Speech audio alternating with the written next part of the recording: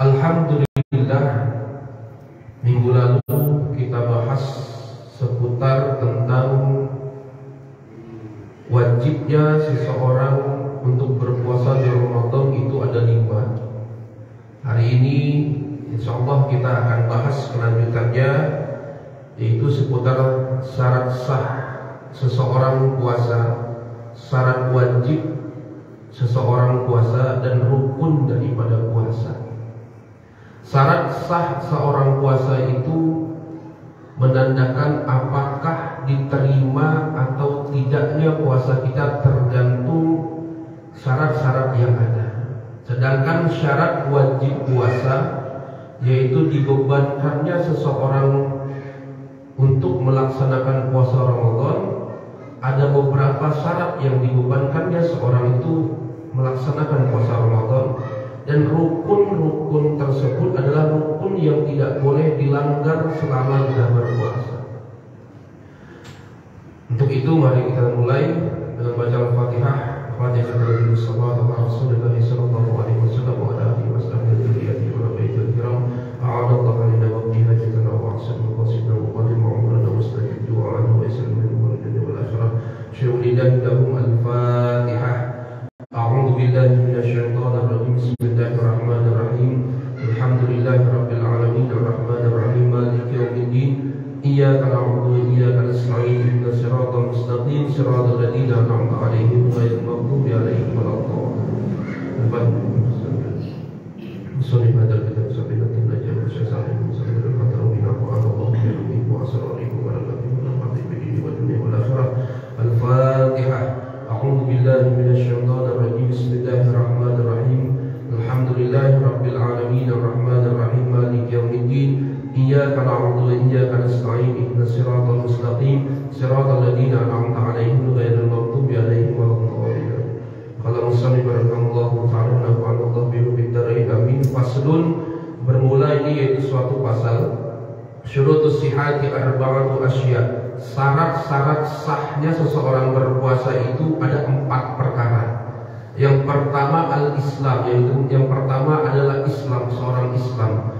Orang yang sudah mengidentitaskan dirinya sebagai seorang Muslim, khusus seorang Islam, maka jatuh bebannya syariatnya berupa puasa. Akan tapi tidak semua orang Islam wajib puasa. Ada pula nanti kenapa seorang itu wajib puasa? Karena anak kecil belum wajib puasa. Jadi orang yang dibebankan untuk puasa nanti ada. Islam, seorang Islam wajib puasa tanpa terkecuali. Terkhusus nanti ada orang-orang yang memang diperbolehkan untuk tidak berpuasa, cuma harus melalui syarat yang ketat.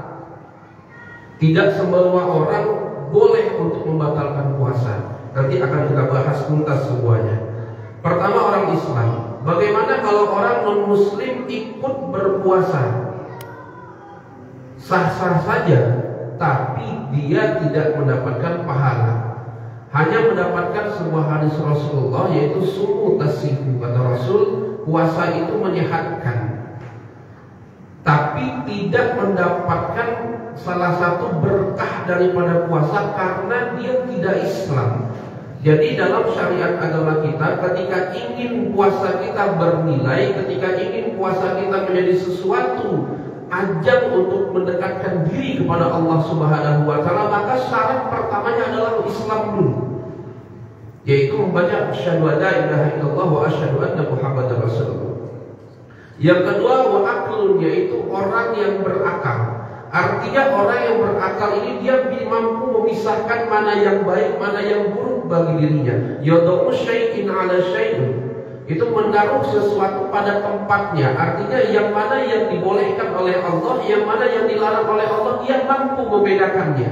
Dia mampu menjalankan apa yang menjadi perintah Allah, dan dia mampu menjauhi apa yang dilarang oleh Allah. Makanya orang gila, orang yang dalam tanda kutip ODGJ, orang dalam gangguan jiwa, tidak semua orang dalam gangguan jiwa pula.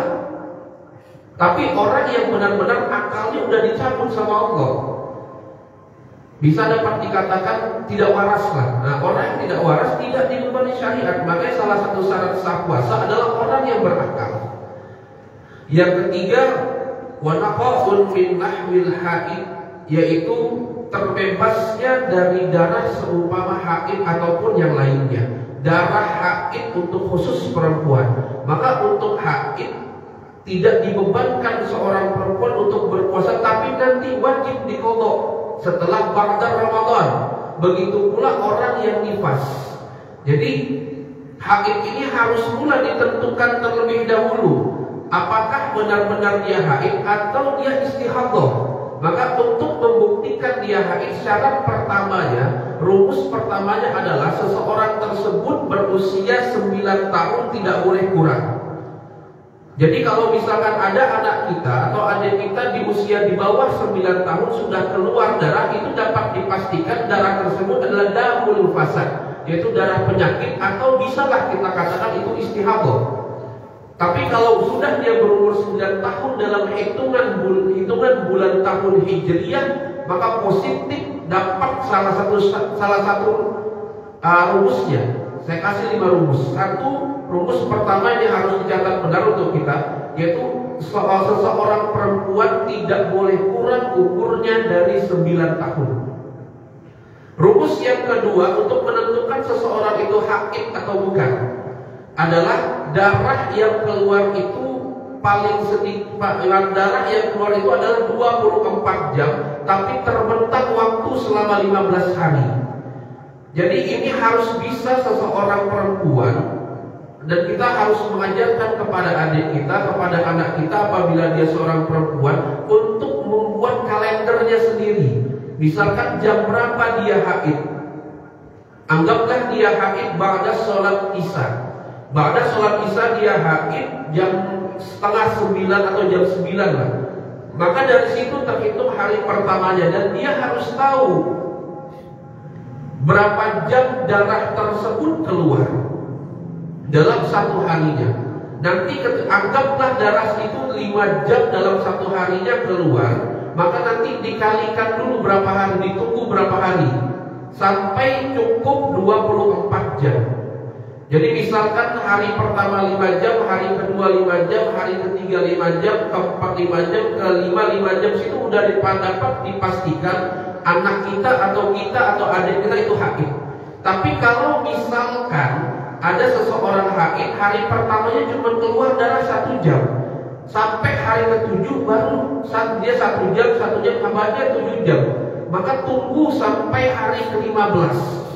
Kalau sampai hari ke-15 tidak cukup 24 jam, maka itu dapat dipastikan dia bukan haid, tapi dia istihadhah, dan dia wajib mengqadha sholat 15 hari yang dia tinggal, akan tapi tidak dibebani dosa, karena dia menduga dia sedang haid walaupun nanti dia tidak haid. Ini harus diperhatikan, ini rumus yang kedua.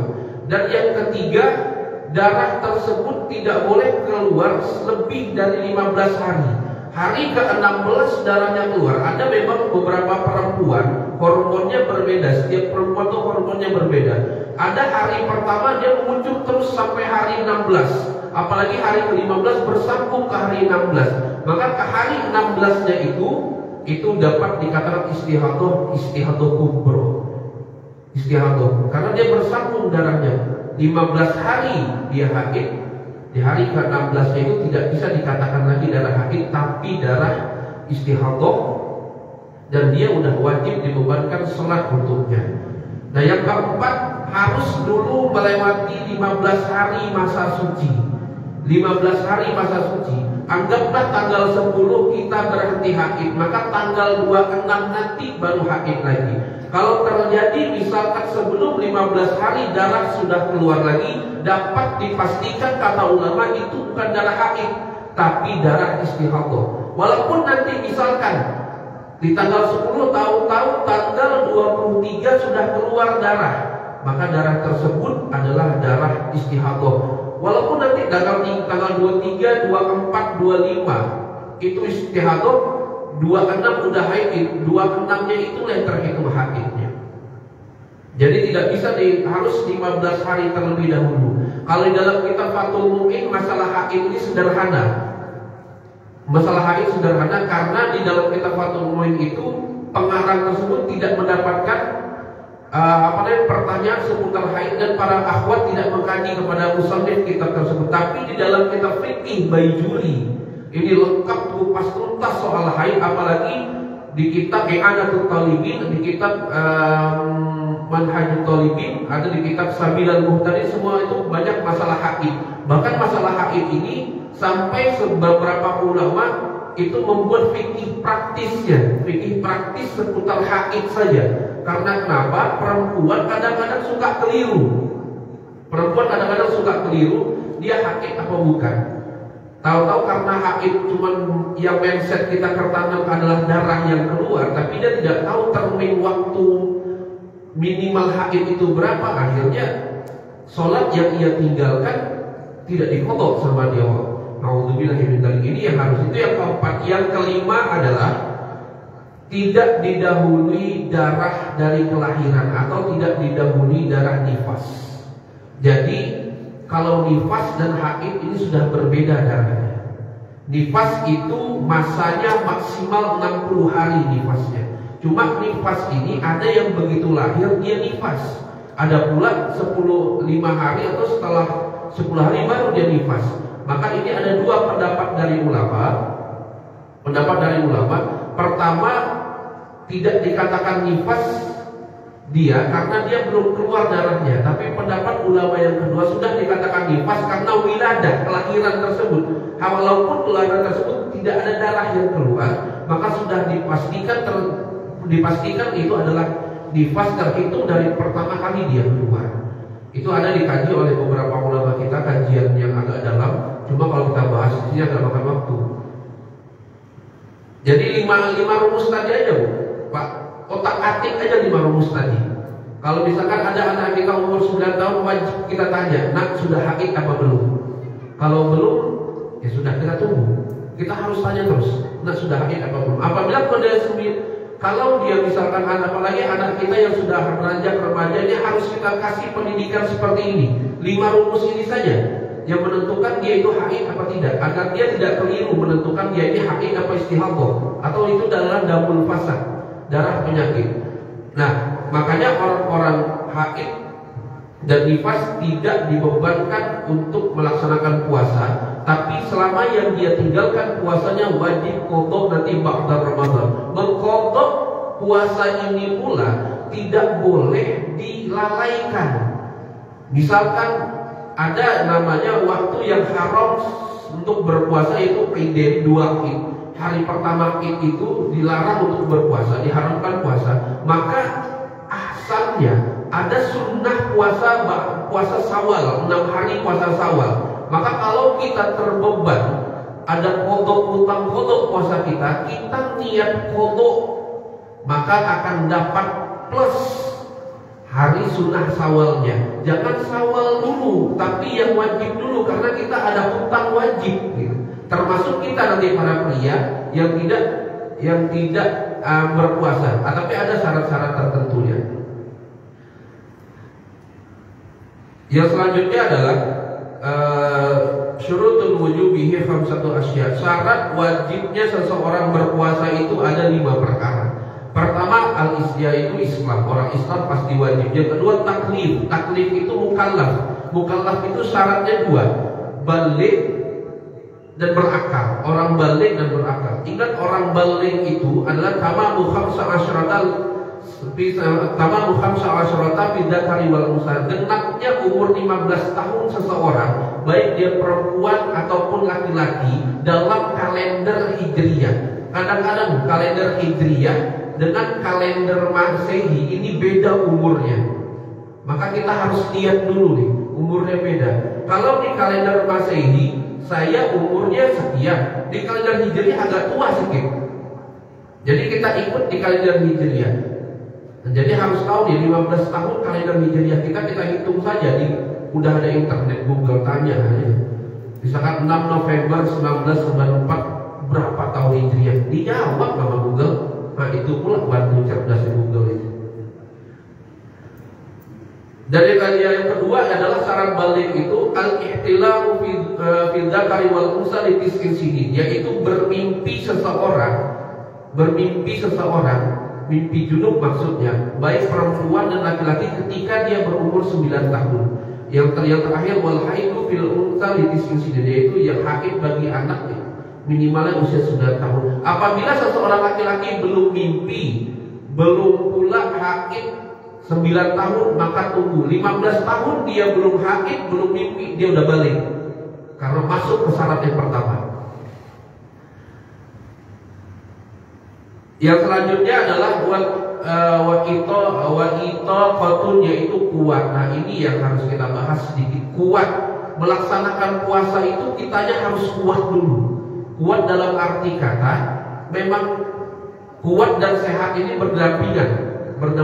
Kuat dalam maksud kuat menjalankan puasa dari terbitnya fajar shadiq sampai terbenamnya matahari, kurang lebih hitungannya kurang lebih hitungannya 12 jam ya. 12 jam kita menahan puasa, ini harus kuat terlebih dahulu. Makanya orang-orang ini dalam arti kata, kalau misalkan ini ada misalkan dapat pertanyaan juga, kita pernah dapat pertanyaan, bagaimana kalau orang-orang yang kerja keras, arti kata kerjanya itu memang keras, kayak mohon maaf kayak bangun rumah dan lain-lain seperti itu, bangun rumah dan lain-lain. Nah, untuk orang-orang pekerja yang memang di notis itu adalah pekerjaan yang berat, memang ada rukhsah puasanya, boleh dia tidak puasa, tapi dengan syarat dia tidak boleh membatalkan di pertama, tapi dia wajib hukumnya dia berpuasa terlebih dahulu. Wajib hukumnya dia puasa, misalkan dia ambil niat, dia tetap harus niat malam, karena niat puasa itu diingatkan. Di sini di puasa inilah yang niatnya itu malam hari. Di malam dia wajib niat. Misalkan besok puasa malam ini dia masih wajib niat. Dia wajib niat untuk menjalankan puasa, walaupun besok dia tahu pekerjaan seperti apa, dia harus puasa dulu. Harus puasa terlebih dahulu. Tidak boleh dibatalkan dengan sengaja dari ba'da subuh itu dia dah niat tidak puasa. Itu tidak boleh, kecuali orang haid. Kalau orang seperti itu berarti antara dua, dia haid atau nifas dia. Nah, ceklah itunya kalau dia bisa berdarah atau tidak. Karena dua ini cuma yang boleh tidak puasa dari subuh itu. Kalau misalkan kita laki-laki kita masih punya kekuatan laki-laki. Nanti walaupun nanti di jam anggaplah jam 12 terik matahari tinggi sehingga lemas badan kita lemas, kalau misalnya kita lanjutkan pekerjaan ini kita pingsan, sedangkan ini adalah sumber nafkah kita, maka di sini kata ulama ada rukhsah, diperbolehkan membatalkan, tapi wajib qadha nantinya. Wajib qadha. Berapa yang dia batalkan? 30 hari dia batalkan, 30 hari dia qadha. Tapi bukan diniatkan dari awal Ramadan. Beres Ramadan bentar lagi nih, ada puasa aku nyaman, enak betul kayak gitu. Semua orang pengen kayak gitu kan. Jadi pekerjaannya itu adalah pekerjaan yang memang kalau misalkan dia kerjakan pekerjaan itu akan membuat dirinya itu lemas atau bahkan ada mudarat untuk dirinya, maka boleh dia tidak berpuasa, tapi di pertengahan dia puasa. Termasuk kalau misalkan orang-orang yang mohon maaf sudah tua umur. Orang-orang yang sudah tua, anggaplah orang-orang yang sudah berumur 70 tahun, 80 tahun, 90 tahun, kita kasih udah usah puasa. Udah gak kuat dia puasa. Udah kita kasihnya udah umur 70 tahun, 80 tahun, 90 tahun, ada yang 100 sekarang umurnya, jangan dibebani puasa, jangan, dia udah gak kuat puasanya. Nah itu boleh makan dari habis subuh, boleh tuh, tapi tetap terbebankan sama dia. Tapi dibebankannya adalah kifarah, tidak wajib qadha, karena walaupun di pondok ya namanya juga orang udah tinggal ketemu malaikat Israil gitu. Jadi tapi kita wajib dia mengkifaratkan. Kifaratnya berapa? 1 mud kifaratnya. Nah, nanti kita bahas ada di samping 1 mud kifaratnya itu. Jadi untuk orang yang sudah memang tidak punya kekuatan, dia sudah berumur 70, 80, 90, 100, kita kasih kayak enggak usah puasa. Soleh boleh tapi tidak kayak gini gitu kan. Jadi dosa puasa, tapi nanti puasa yang dia tinggalkan diganti dengan kifarat 1 mud setiap harinya. 1 mud itu anggaplah seperti ini mudahnya, kita beli nasi 10.000, kasih makan mud, jadi kasih makan fakir atau miskin, kasih makan fakir miskin setiap hari selama 30 hari. Itu untuk kalau misalkan kita punya orang tua, kita punya kakek yang udah ulur dengan kekuatannya. Nah, jadi tidak semua orang pula kalau untuk sebesar kita kayak gini masih kuat, kecuali memang ada yang kerja bangunan.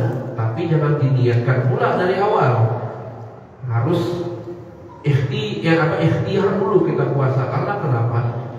Ramadan itu tahun sekali, bahkan bulan khusus untuk umat daripada Rasulullah.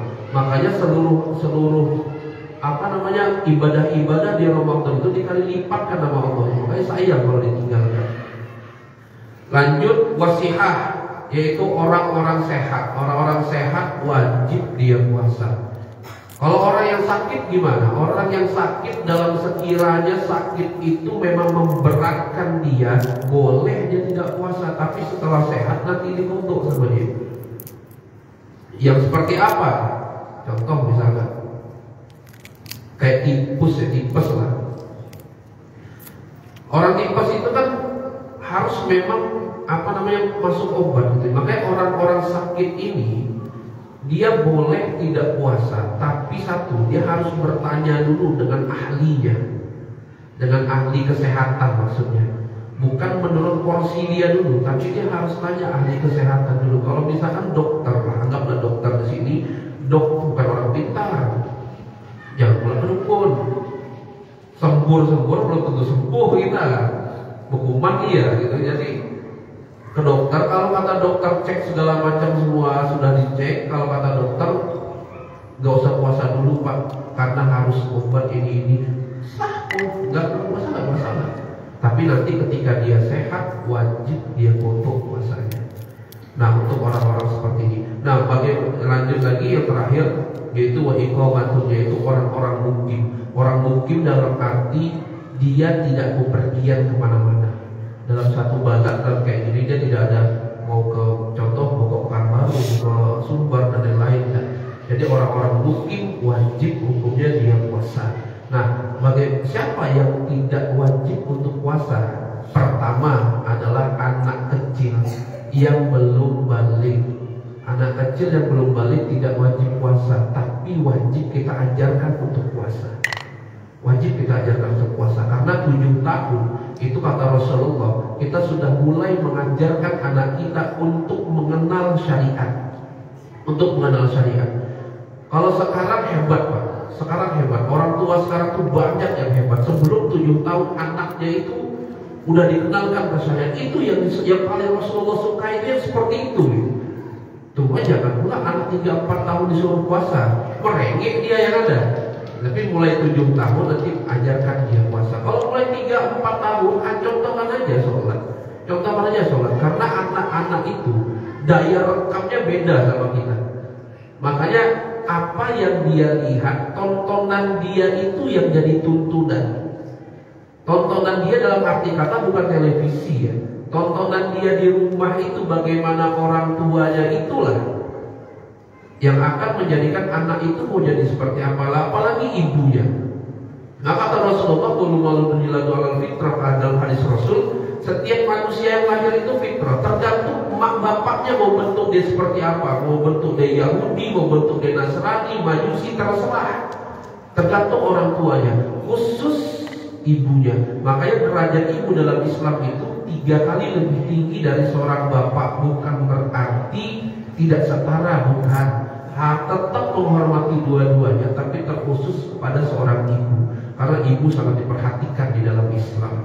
Maka bahkan ulama-ulama kita ya, ulama termasuknya Habibana Umar bin Salim bin Hafiz itu selalu menekankan salah satu muridnya itu Ustadz Halimah Al-Idrus.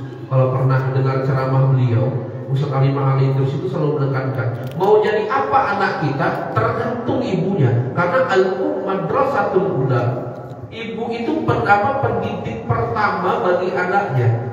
Maka kenalkan dia kepada Allah, kenalkan dia kepada Rasulullah, kenalkan dia kepada syariat. Dia jamin takkan pernah dia berpaling dari tiga itu. Tapi kita dulu yang mulai. Kalau kita tidak mulai, nak sholat, bapak melarang sholat, kayak mana mau sholat, mau bantah ya ada. Kenapa seperti itu? Ngalamin ketika disuruh sholat, dah sholat, papa tidak sholat, pernah anak, wajar. Tapi sekarang tidak berani saya gitu. Karena kenapa? Ibadah mereka lebih daripada saya, Allah. Jadi contohkan terlebih dahulu agar kenapa anak kita melihat oh seperti ini, oh seperti ini, oh seperti ini gitu. Makanya tontonan anak itulah yang akan jadi tuntunan dia. Maka anak kecil kita ajarkan puasa walaupun dia sahurnya 2 kali sebelum subuh jam 11. Biarkan aja, kita jangan mulai ikut-ikutan. Nah jadi itu, jadi biarkan aja, biar dia terbiasa terlebih dahulu. Karena dipaksa terbiasa akan biasa jadinya. Sholat Pak, Bu, sholat kalau tidak kita paksa, nggak pernah kita mau melakukannya. Termasuk ke majelis-majelis taklim, berat. Ke majelis itu berat betul. Kaki ini udah niat hati mau melangkah, cuma kadang ini melarang, ini pun kagak mau nih kaki berat. Karena kenapa? Yang ditunggu di depannya itu luar biasa. Setan itu paling tak mau kayak gitu. Setan itu paling musuh dia sama orang-orang yang ta'muruna bil ma'ruf wa tanhauna 'anil munkar. Setan itu paling tidak mau seseorang itu menegakkan nahi munkar, itu paling tidak mau setan. Kalau bisa bongkar terus, biar ada kawannya di neraka gitu kan, dia jadi sahabat gitu. Tapi itulah, kalau tidak kita paksa, takkan pernah kita temukan namanya biasa. Jadi kalau kita tunggu, nantilah tunggu hidayah. Iya kalau hidayah datang, kalau malaikat Israil yang datang, bingung kita. Makanya laula akhartani ila ajalin qarib, kata penduduk-penduduk kubur itu, andaikan ya Allah berikan saya sedikit walaupun sebentar hidup untuk di dunia, fa asaddaqa wa aku minas shalihin. Saya akan bersedekah ya Allah. Karena kenapa? Sedekah ibadah yang paling gampang. Tidak makan waktu. Membahagiakan orang sedekah, beramal baik sedekah, sholat sedekah, banyak sedekah itu. Karena sedekah itu sedekah yusaddiqu artinya kebenaran. Maka tasdik membenarkan semua amal amal perbuatan, amal kebaikan kita. Maka kalau kita bersedekah, kita yakin sedekah ini, kalau kita keluarkan infak, kita yakin infak ini akan menolong kita. Maka kita harus yakin dulu kita kepada Allah. Cuma jangan diiming-iming. Mobil ganti alat dan nantilah itu urusannya. Jangan, karena sedekah itu semampu kita. Apa yang tidak hanya fulus, tidak hanya fulus, tenaga sedekah. Bahkan Rasulullah berkata kepada sahabat, ada seorang sahabat telat sholatnya. Man yurid tasaddaqa fi hadir rajul, barang siapa yang ingin bersedekah sama itu orang, fasaduma, sholatlah bersama dia. Padahal sahabat dan Nabi sudah sholat sebelumnya jamaah. Tapi ada seorang sahabat masbuk, siapa yang ingin sedekah sama itu orang, sholat jamaah bersama dia. Artinya sedekah itu luas sekali sedekah itu. Maka seluruh amal kebaikan yang dikategorikan dalam Al-Quran sebagai ahsanul amala, sebaik-baiknya amal perbuatan, itu adalah sedekah kita. Sedekah baik sedekah jasmani kita atau ruhani kita. Sedekah ruhani kita, perbanyak zikir kepada Allah. Bahkan Rasulullah itu dzikrullah fi kulli ahyani. Rasulullah itu zikirnya dalam keadaan apapun, dalam semua keadaan. Rasul aja yang udah dijamin surga sama Allah masih ibadah. Kita orang Allahu Akbar ini buat ibadah aja ada yang mengatakan, jujur ya, ada yang mengatakan saya nggak mau sholat karena kenapa? Saya belum khusyuk sholatnya. Yang kedua, saya belum yakin kalau saya ini suci. Bingung ya? Anda ini aneh. Anda baik sama ciptaan manusia, tapi Anda tidak baik dengan yang menciptakan manusia. Aneh Anda. Makanya dulu. Jadi itulah, kita balik lagi. Anak kita tidak dibebani untuk wajib puasa. Yang kedua adalah orang gila yang terganggu akalnya. Terganggu akalnya dikarenakan memang ada faktor keturunan atau kelainan genetik. Ada pula faktor karena keadaan orang gila itu. Gagal caleg bisa banyak yang bilang. Banyak, jangan salah. Yang kedua, make amalan yang tidak ada sanadnya, ini hati-hati. Menggunakan amalan yang tidak ada sanadnya dan tidak bisa dipertanggungjawabkan amalan tersebut. Contoh misalkan kayak gini, kita ketik di Google amalan pengundang duit. Nah, kalau ada duit itu adalah blog-blog itu. Ini baca ini, baca ini, baca ini, baca ini, baca. Bahkan ada yang bilang baca ayat 1000 dinar, baca ayat ini, selawat sejarah tersebut. Kalau ada yang mengijazahkannya, ambil. Tapi kalau di Google jangan diambil. Jadi untuk ijazah saya kasih. Kemarin saya buka di Ikabu. Kebetulan di Ikabu kemarin jadi ban serep. Ustaz Irfan lagi tak ada. Jadi mau tak mau lah kan, yang namanya ban serep ini tunggu ban satu balik dulu baru naik dia. Di Ikabu kita buka. Pas pula saya bahas tentang Riyadhus Shalihin bab zikir kemarin. Kalau mau zikir ada karena di Instagram, di platform sosial media Instagram, TikTok, Facebook, apalagi ya, banyaklah Snap dan lain. Banyak orang yang meng-share tentang amalan.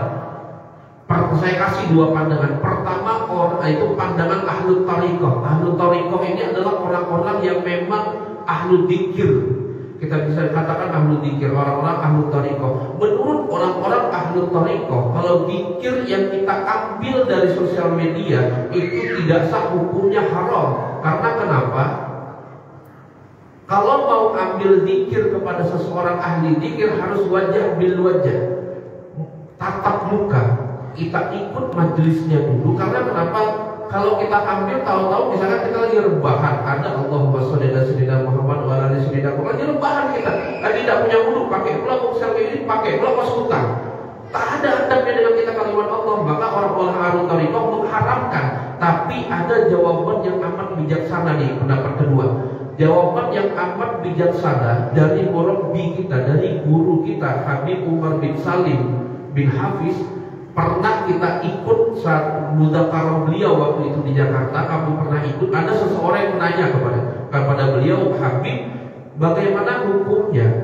Saya mengambil sanad ilmu, sanad ijazah, sanad wirid dari antum, sedangkan itu adanya di sosial media. Sedangkan kami tidak punya kemampuan untuk terbang ke Yaman, ke Darul Mustafa. Apakah kami bisa jadi muridmu atau mengamalkan amalan ijazah darimu? Habib Umar cantik jawabannya, bijaksana sekali.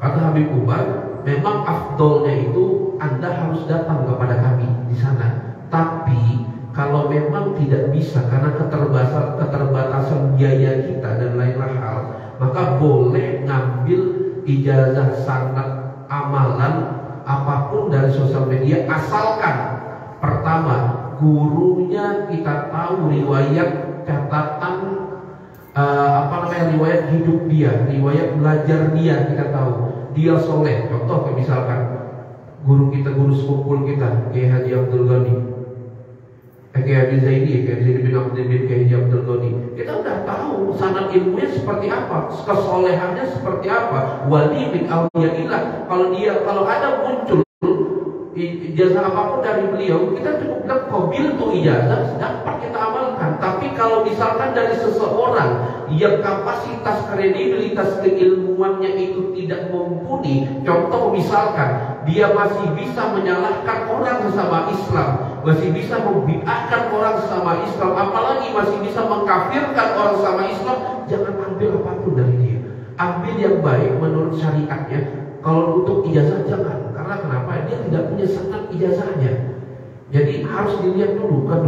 Yang kedua, kalau kita mau ambil ijazah secara online ini kepada guru, harus ada kecintaan yang timbul dari hati kita kepada guru tersebut, karena kecintaan itulah yang akan mengikat ta'alluq murid dan guru kepada beliau. Yang ketiga, kita harus ta'zim, kita harus hormati hormati beliau, karena ada 3 orang tua yang tidak boleh kita durhakai seumur hidup kita. Pertama adalah orang tua yang melahirkan kita. Yang kedua adalah orang tua yang mengajarkan kita masalah agama. Bahkan Ali bin Abi Thalib mengatakan, man alima harfan sirtu lahu abdan. Barang siapa yang mengajarkan saya 1 huruf tentang agama, saya budak bagi dia. Maka untuk guru-guru seperti ini kita tidak boleh durhakai. Bahkan Imam Syafi'i itu kalau keluar rumah, dia selalu berdoa sama Allah, Allahumma astur aini aibal muallimi. Ya Allah, tutuplah telingaku ini dari aib-aib guru saya. Nih, yang ketiga adalah orang yang menikahkan anaknya kepada kita. 3 orang tua inilah yang tidak boleh kita durhakai, karena derajatnya sama, orang tua. Maka harus muncul ta'zim, takrim, kehormatan kita sebagaimana kita menghormati orang tua kita hormati guru tersebut. 3 ini kita punya, sah kita ambil. Apalagi kalau ada guru-guru kita yang mengijazahkan secara media itu, contohnya kayak Ustaz Tegap Baharun itu suka memberi ijazah selawat busra khususnya. Apalagi kalau sampai saya ijazahkan selawat ini untuk yang hadir di majelis ini dan untuk yang melihat tayangan video ini, cukup katakan qabil tu ijazah, boleh diamalkan. Kalau ada ucapan seperti itu boleh kita ambil, tapi kita lihat dulu latar belakang beliau, jangan salah ambil. Nah, jadi boleh menggunakan pendapat ini. Makanya zikir itu jangan sembarangan. Kalau kita untuk sekarang kita awami, berpegang aja zikir sesuai yang Rasulullah ajarkan. Abdul zikir kata Rasulullah la ilaha illallah. Atau misalkan ada lagi subhanallah, alhamdulillah, terus Allahu akbar tambah la ilaha illallah. Terus yang termasuk zikir lagi sholawat kepada Rasulullah. Sholawat aja, itu aja dulu. Pegang itu dulu. Kalau mau kita misalkan menambah karena kita suka dengan zikir, cari guru-guru kita. Ustaz Hamsani kah, terus Ustaz Ilyas kah, atau Ustaz siapakah yang di sini yang alim-alim.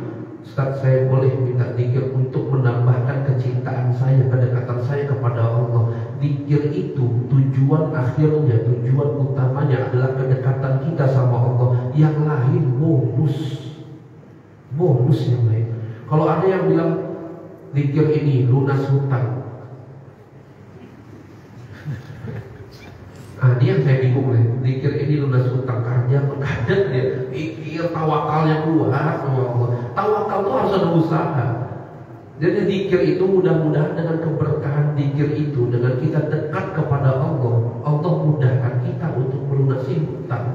Emang seluruh ayat Al-Quran itu adalah zikir. Allah yang bilang inna nahnu nazzalna dzikra, saya turunkan Al-Quran ini salah satunya untuk zikir. Ada, cuma lihat dulu nih, karena ulama-ulama kita yang paham fan-fannya itu yang seperti apa. Jadi fas'al, makanya dalam Al-Quran ada lagi fas'alu ahla dzikir. Bukan, ini redaksi yang agak menurut saya Allah itu luar biasa. Allah bilang fas'alu ahla dzikri in kuntum ta'lamun. Bertanyalah kalian kepada ahli zikir, kalian akan paham. Tapi kenapa Allah tidak bilang fas'alu ahla dzikri? Bertanyalah kalian kepada orang yang pandai dalam ini otaknya, maka kamu akan tahu. Dua redaksi maksudnya sama, cuma redaksi yang Allah gunakan beda. Yang pertama yang Allah tulis dalam Al-Quran itu fas'alu ahla dzikri. Bertanyalah kalian kepada ahli zikir. Kenapa bukan fas'alu ahla fikri? Maka dijawab oleh ulama kita, ahli zikir itu yang dia prioritaskan adalah pertama kedekatannya kepada Allah. Kita tanya apapun ke orang yang dekat sama Allah, yaitu ulama lah anggap. Karena innama yakhsyallahu min ibadihi ulama. Ulama lah. Kita tanya kepada ulama. Karena ulama itu yang memegang teguh ketakutan dia kepada Allah. Bahkan ala bidzikrillah tatmainnul qulub itu, yang maksud dalam ketika disebut nama Allah itu wajilat qulubuhum, getar hatinya, itu adalah ulama. Makanya Allah bilang bertanya kepada ulama, karena Islam itu menyediakan semua solusi sebenarnya, dan keilmuan solusi tersebut biasanya ada pada ulama kita. Karena al-ulama warasatul anbiya, ulama itu pewaris pada Nabi. Kalau kita bertanya kepada ulama hari ini jawabannya, besok sampai dia mati pun tetap A dia jawab, takkan pernah berubah. Karena apa? Landasannya adalah Tuhan. Tapi kalau ahlul fikri, orang-orang yang main logikanya, dan hari ini A, lusa bisa B, bahkan bisa C. Karena kenapa? Dia akan temukan teori-teori terus. Makanya ada muncul ateis, ada muncul yang namanya agnostik dan lain-lain, karena dia melogikakan Allah. Karena dia melogikakan semua yang dia logikakan, karena padahal ada ranah yang tidak boleh dia logikakan. Seperti itu. Lebar panjang pembahasannya. Lanjut di sini, tak selesai. Yang ketiga yang boleh tidak wajib puasa itu adalah orang-orang sakit. Orang sakit yang memang sakit tersebut membebani dia boleh, tapi wajib qada. Yang selanjutnya orang tua, orang haid, nifas, hamil, menyusui, musafir. Hamil, menyusui, orang hamil boleh dia tidak puasa, tapi dia tetap kayak tadi, dia harus puasa terlebih dahulu. Kalau seandainya dia nanti takut karena puasanya itu akan janinnya, ketakutannya dengan janinnya, dia boleh tidak puasa, tapi beda. Dia wajib qada, dia wajib kifarat. Orang menyusui pun seperti itu. Karena ketakutan dia kepada anaknya, karena nanti kalau misalkan dia puasa air susunya kering, dia wajib qada, dia wajib kifarat. Nanti ada di bab selanjutnya saya jelaskan. Yang terakhir adalah musafir, itu orang-orang yang sedang dalam berpergian. Orang-orang yang sedang dalam berpergian dalam 84 km atau 90 km, boleh dia tidak puasa, tapi dia harus niat puasa terlebih dahulu. Termasuk supir bis. Supir bis itu boleh dia 30 hari tidak puasa, tapi dia harus niat puasa dulu malam itu. Kalau dia batal nanti misalkan dipertahankan sah, dan dia wajib qada. Tapi untuk orang-orang yang kayak supir bis, supir lah contoh, orang-orang supir yang memang pekerjaannya itu adalah keluar kota setiap harinya, kalau misalkan dia boleh tidak puasa apabila nanti dalam 1 tahun sebelum Ramadan yang akan datang dia punya cuti untuk mengganti puasa yang dia tinggalkan, maka dia boleh. Tapi kalau tidak ada cuti dalam 1 tahun, anggap Ramadan ini ketemu Ramadan depan tidak ada cuti, sehingga dia tidak bisa mengqada puasanya, maka dia wajib puasa. Tidak boleh tidak puasa. Kalau untuk kita yang musafir, kita misalkan ke Pekanbaru, kita berkunjung ke Sumbar atau liburan dan lain-lain, harus dalam tanda kutip tidak berpergian untuk maksiat. Harus terhindar dari maksiat. Jangan biarkan anak kita pergi dengan lawan jenisnya ketika Ramadan. Ini yang harus kita wanti-wanti. Jangan biarkan anak kita pergi dengan lawan jenisnya, apalagi dengan iming-iming taraweh. Ini yang bahaya, taraweh bareng. Sama halnya kita puasa, tapi digerogoti amal kita. Walaupun as-sumuli wa ana ajazibi, puasa itu untuk Allah, dan Allah yang tahu takaran berapa Allah pengen kasih pahala kita, terserah Allah sebenarnya. Cuma kita biarkan anak kita terjerumus seperti itu, kita yang akan bertanggung jawab di hadapan Allah. Sekalipun kita ahli ibadah, kita ahli ibadah, ongkang-ongkang kaki kita di surga. Tahu kita biarkan anak gadis kita atau anak pria kita seperti itu, ketika dia nanti anggaplah dia divonis sama Allah masuk neraka, kita di surga nanti dipanggil sama dia.